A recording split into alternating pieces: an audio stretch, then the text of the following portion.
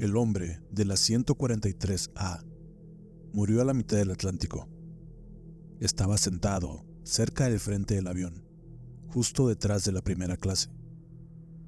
Realmente no podía ver la conmoción, pero pude escuchar a alguien jadeando, como intentando agarrar algo de aire. Fuerte al principio, y luego nada más silencio. La azafata tomó el megáfono y preguntó si había cualquier profesional médico entre los pasajeros. Supongo que no había ninguno, porque nadie se levantó. Después de unos minutos, los sonidos del hombre se deterioraron en una especie de gorgoteo. Luego silencio. Luego, todo terminó. Su nombre era Enrique. Era viejo, pero no tanto. Y probablemente fue un ataque al corazón, un aneurisma, una reacción a medicamentos, o simplemente la voluntad de Dios. Según informes que se filtraron por otros pasajeros de la fila 43, la azafata simplemente abrochó el cinturón de seguridad del hombre recién fallecido.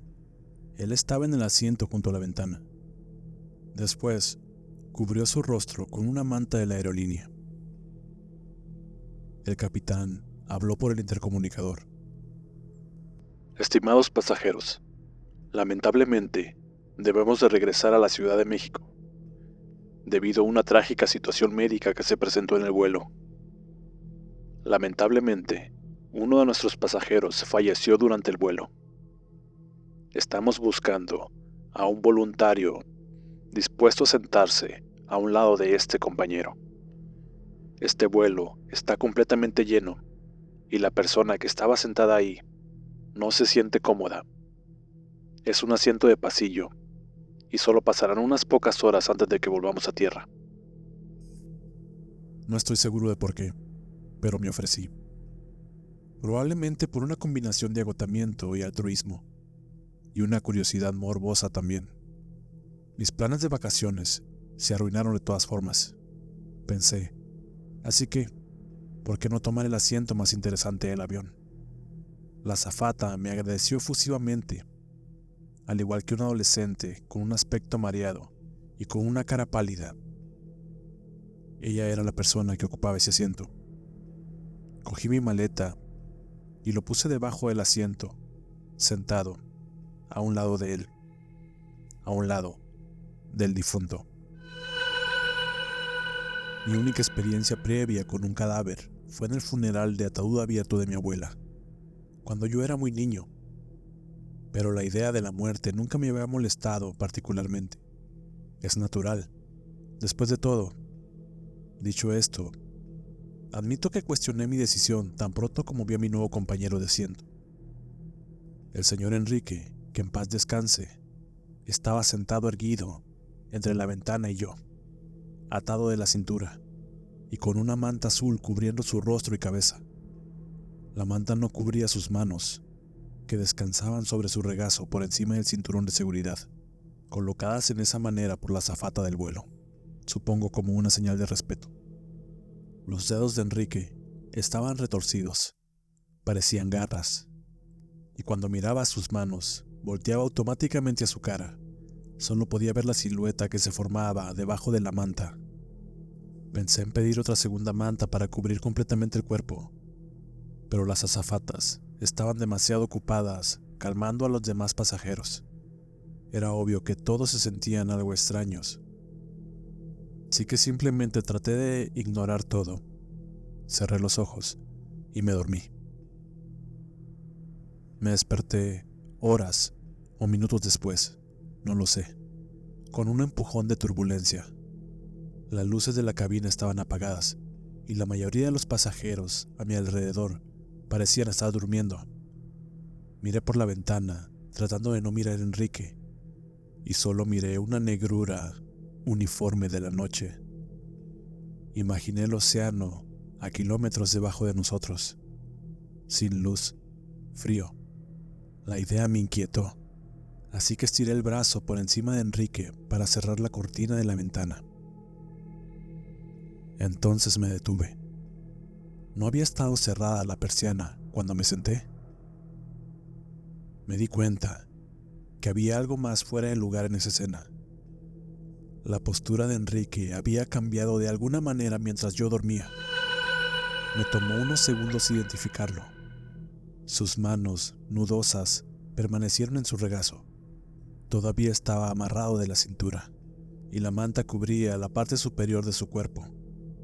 Pero la tela parecía de alguna manera torcida, como si hubiera estado moviéndose, inquieto. Muy lentamente, aún sabiendo que era una locura, levanté una esquina de la manta. Pude ver su camisa abierta, porque intentaron darle RCP, sin ningún resultado positivo. Levanté la manta más alto. Su cuello estaba salpicado de sangre seca, y recordé ese terrible jadeo, ese tosido. Finalmente, quité la manta por completo y ahogué un grito. La cabeza de Enrique se había apartado de mí. Había girado exactamente como si quisiera mirar por la ventana. Pude ver su rostro reflejado en el cristal. Sin duda, era el rostro de un hombre muerto, pálido, demacrado, con los labios entreabiertos, la mandíbula floja. No había vida en él, excepto sus ojos. Se estaban moviendo. Me quedé mirando el reflejo por más de medio minuto y estoy seguro, en el centro de esa cara mortuoria, esas dos pupilas se movían de un lado a otro, como si rastrearan algo en el cielo. ¿Qué estás haciendo?, una voz me dijo a mi lado.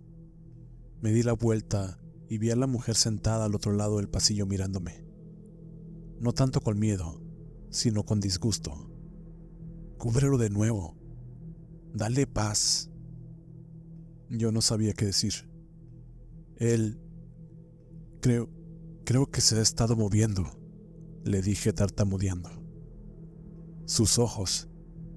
Creo que en realidad podría no estar... No pude terminar la oración. Era demasiado descabellado.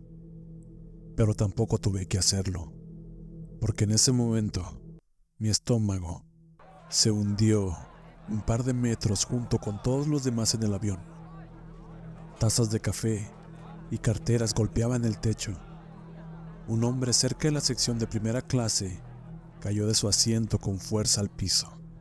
Miré cómo las luces parpadeaban en el avión, entre un sinfín de gritos de pánico y confusión.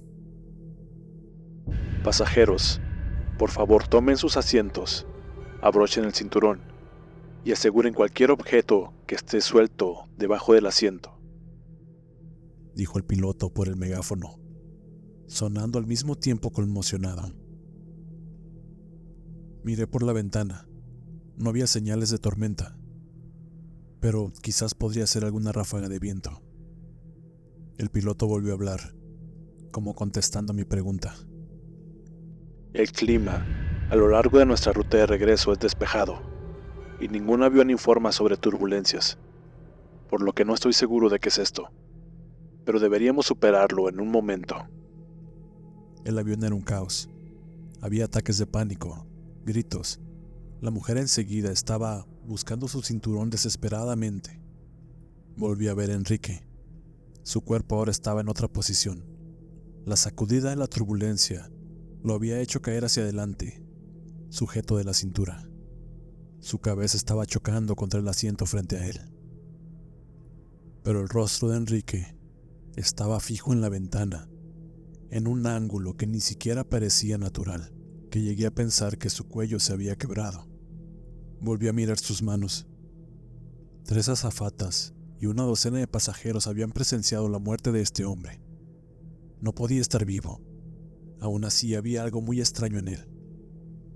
Porque sin embargo, el reflejo en la ventana, sus ojos se movían de izquierda a derecha, de izquierda a derecha.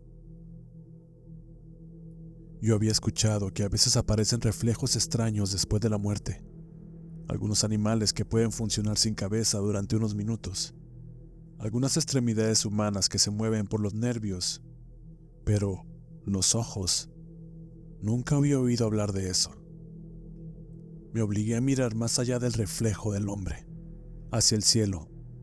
Todavía estaba oscuro, sin la luna, sin nubes, pero la atmósfera parecía haber adquirido un tono extraño, un gris muy oscuro, como una niebla. Pensé que podía ver formas vagas remolineándose en la oscuridad, aunque supongo que solamente era una ilusión óptica. Quería desesperadamente estar en cualquier otro lugar en ese momento, pero el resto de los asientos estaban ocupados. Además, era muy peligroso desabrocharme el cinturón. Yo veía cómo los auxiliares de vuelo corrían de un lado a otro por los pasillos, atendiendo a algunos pasajeros que se habían golpeado o caído de sus asientos. Todo el avión se estremecía, se movía, se sentía como un barril que va cayendo colina abajo. Otra serie de sacudidas hizo que el cuerpo de Enrique se balanceara de un lado a otro, como un péndulo al revés. Fue lanzado hacia atrás en su asiento, luego contra mí. Una sensación horrible, la verdad, algo que nunca olvidaré.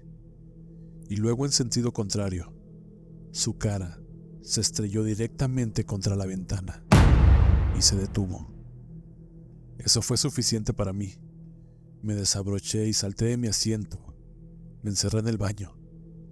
Prefería pasar el resto del vuelo sentado en el baño que pasar un minuto más sentado junto al señor Enrique. Este plan funcionó durante una media hora más o menos. Yo apoyé ambos brazos contra las paredes del baño. Escuché la campana de los botones de las azafatas, el zumbido de los motores, el gruñido del cielo. Cerré los ojos y me imaginé aterrizando en el aeropuerto de la Ciudad de México, con un descenso tranquilo.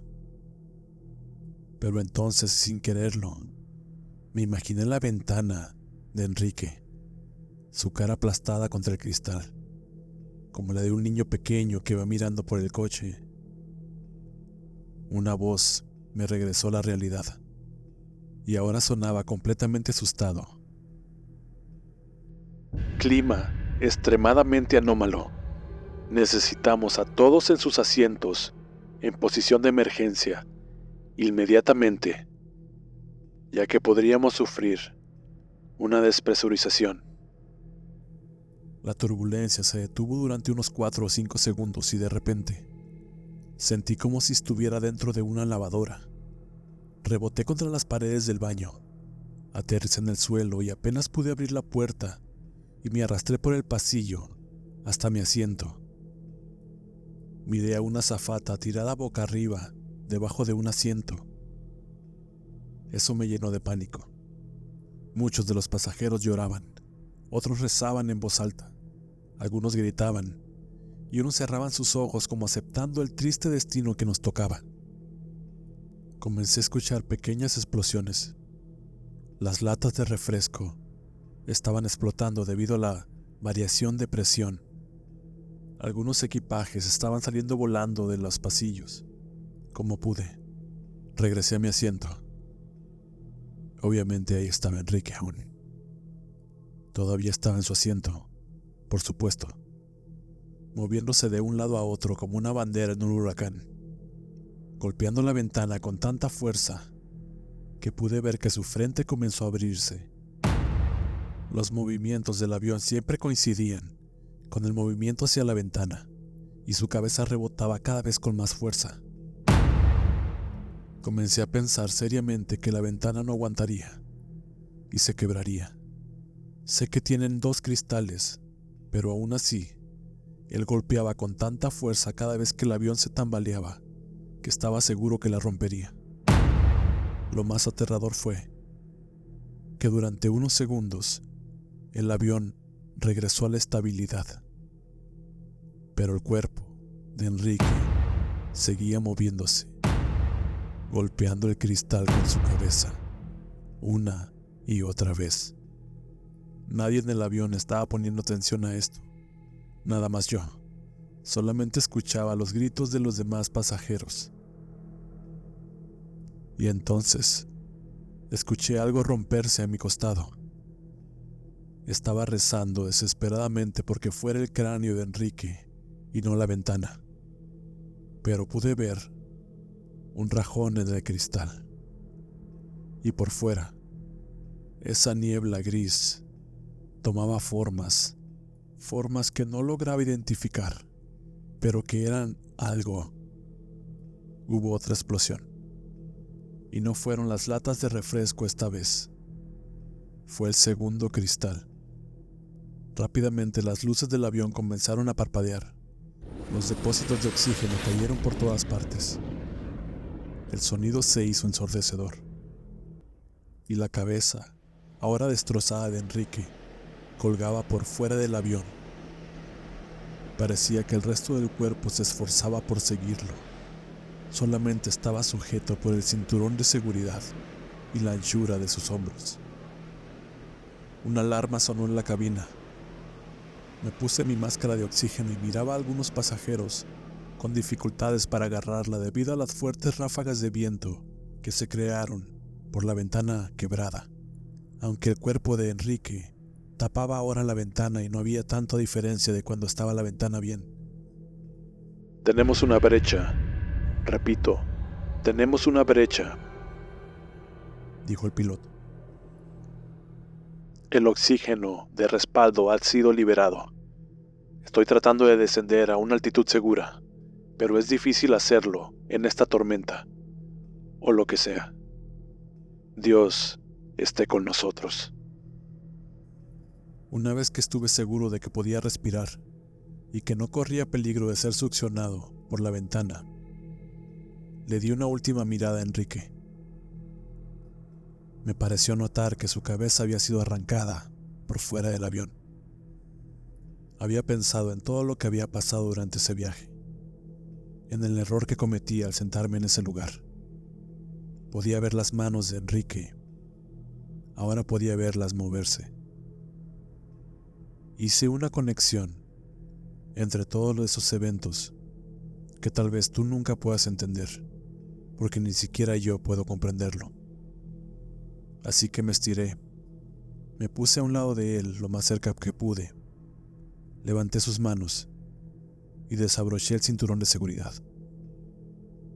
Hubo un crujido indescriptible.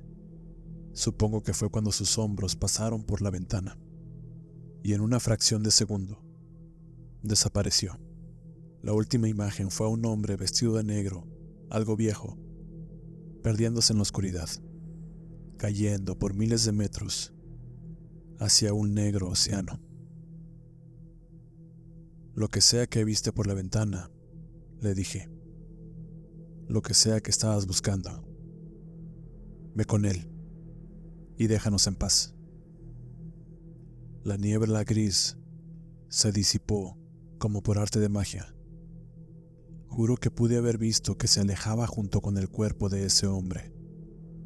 Descendimos a una altitud segura y el avión regresó a la Ciudad de México con un aterrizaje en pista muy tranquilo. Había un grupo de policías esperándonos cuando bajamos. Antes de salir, volteé atrás y miré esos asientos y pensé en todo lo que había pasado solamente por haberme ofrecido de voluntario a sentarme con ese hombre. Hubo personas heridas, incluso algunos de gravedad, pero yo simplemente estaba bien. Quizás por estar enseguida del peligro fue que me salvé. Los investigadores federales concluyeron que habíamos atravesado una anomalía climática localizada, que no fue presenciada por ningún otro avión, ni marcada por ningún radar. Dijeron que eran eventos que simplemente pasan. Dijeron que había algún tipo de escombro en el aire, con el que habíamos chocado, que habían roto la ventana junto al asiento 43A. Las noticias decían: este evento provocó la pérdida repentina de presión en la cabina, donde coincidentemente se encontraba el cuerpo de un pasajero que había muerto en una emergencia médica no relacionada con esa anomalía climática. El cuerpo del hombre fue expulsado del avión por la presión. Para mí, eso fue una estupidez. La aerolínea no tenía ningún interés en hablar sobre eso. Por supuesto, ofrecieron a darnos más vuelos, a recompensarnos. Yo simplemente no quise volver a subir al avión. No de momento. La mayoría de las personas tomaron la oferta y llegaron con bien a su destino. Yo soy el único que soñará por el resto de su vida con los ojos de Enrique, moviéndose de un lado a otro, mirando a algo que estaba allá afuera, algo que seguramente se lo llevó.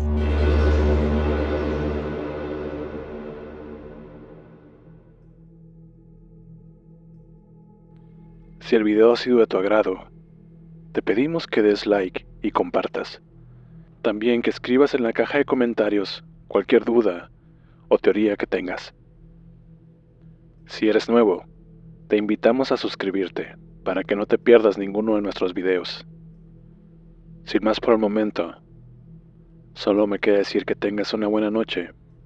La consulta ha terminado.